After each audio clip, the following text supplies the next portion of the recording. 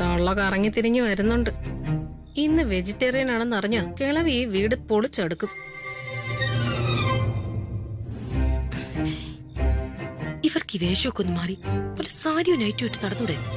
വെറുതെ മറ്റുള്ളവരെ കൊണ്ട് അവരൊന്ന് പറയിപ്പിക്കാൻ. ഇവരെ കണ്ടാലേ സർക്കസ് കൂടാരത്തിലെ കോമാളിയെ പോലെ തോന്നും.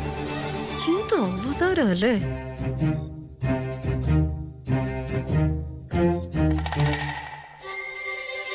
ഇന്നെന്താ ചപ്പാത്തിക്ക് കറി? പയറുകറി. പയറുകറിയും കഞ്ഞിയും വിളമ്പോ ഇതെന്താ പള്ളിക്കൂടോ? എനിക്ക് പയറുകറിയും പരിപ്പും ഒന്നും പറ്റത്തില്ല. ഇവിടെ ഫ്രിഡ്ജിൽ ചിക്കൻ ഇരിപ്പുണ്ടല്ലോ, അതെടുത്ത് അങ്ങോട്ട് കറി വയ്ക്ക്.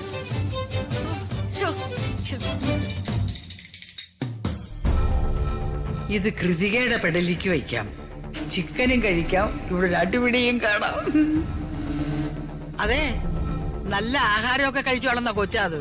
അല്ലാതെ നിങ്ങളെ പോലെ വാഴപ്പിണ്ടിയും ചക്കമടലൊന്നും തിന്ന് വളർന്ന കൊച്ചല്ല. വേണ്ടേ, വേഗം ചിക്കൻ ഉണ്ടാക്ക്.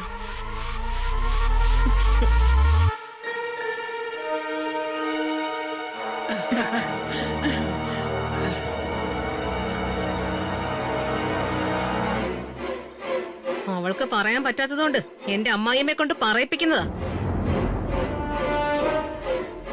ഇവള് ഭയങ്കര കേട്ടോ. ഭയങ്കരയായതുകൊണ്ടാണല്ലോ ഓടും പൊളിച്ച് വന്ന് ഇറങ്ങിയത്. ഞാനിതൊന്നും ചെയ്ത് ശീലിച്ചിട്ടില്ല.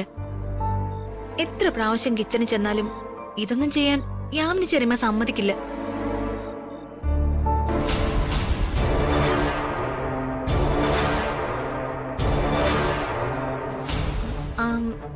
ഈ സവാള എന്ത് കറിക്ക് വേണ്ടിയാ പ്രിയച്ചി? ഹൃതികെ, ഞാൻ ഇവളൊക്കെ വെറും പൊട്ടികളാണെന്ന് കരുതരുത്. ചിക്കൻ കറിയെ കഴിക്കുള്ളെന്നുണ്ടെങ്കിൽ അത് വാ തുറന്ന് നേരെ പറയണം. രാധമ്മ, അല്ലാതെ സ്വന്തം ഇഷ്ടം പറയുന്നത് ജയന്റെ അമ്മയെ ചാക്കിട്ട് പിടിച്ച് അവരുടെ നാവുകൊണ്ടല്ല. അല്ല, രാധമ്മ എന്തീ പറയുന്നേ? രാധമ്മ തെറ്റിദ്ധരിച്ചിരിക്കുക. ഞാൻ ആരെ കൊണ്ടും ഒന്നും പറയിപ്പിച്ചിട്ടില്ല. ഇയാള് കൂടുതൽ നേരത്തെ ആവാനൊന്നും നോക്കണ്ട. നേരത്തെ കാട്ടിക്കൂട്ടിനൊക്കെ ഞങ്ങള് കണ്ടോണ്ടിരിക്കുകയല്ലേ.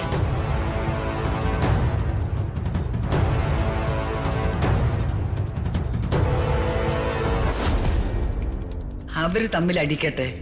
ഞാൻ അങ്ങോട്ട് ചെന്നാ ആ മരങ്ങോടം വേണു എന്നെ കൊണ്ട് സത്യം പറയിപ്പിക്കും. അത് വേണ്ട. ഒരു കാര്യം ഞാൻ ആദ്യം അവസാനമായിട്ട് പറയാ, എന്റെ അടുത്ത് നിന്റെ വെളച്ചിലും അഭ്യാസമൊന്നും വേണ്ട. അതെ, മറ്റുള്ളവരടുത്ത് ചെലവാക്കിയാ മതി.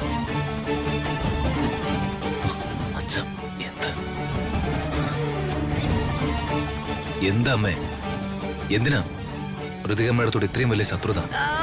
ഋതിക മേഡം, മേഡമൊക്കെ നിനക്ക്. അമ്മേ, എനിക്ക് വിളിപ്പോ ഈ വീടിന്റെ ശാപം.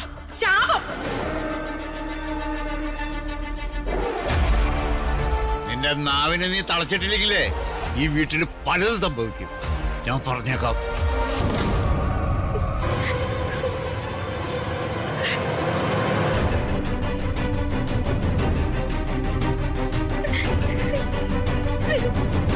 മേഡം,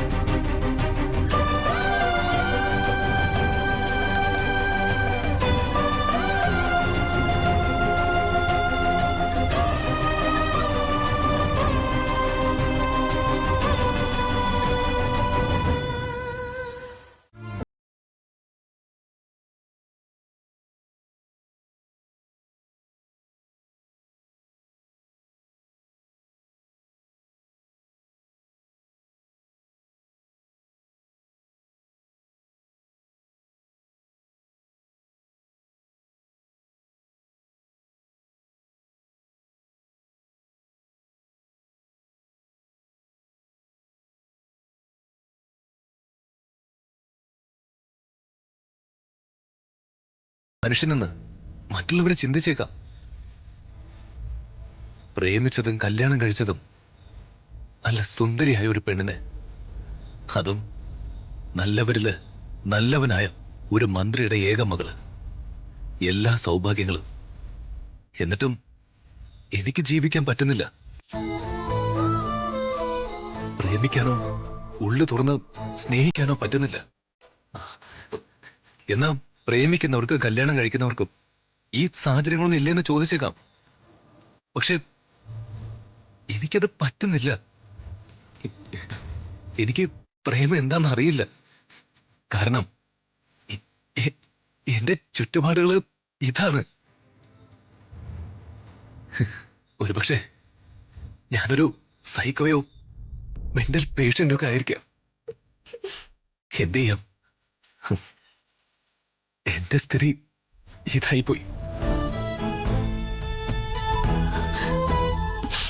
ഞാൻ കരഞ്ഞതൊന്നും ഒരു പ്രശ്നമാക്കണ്ട രാജു.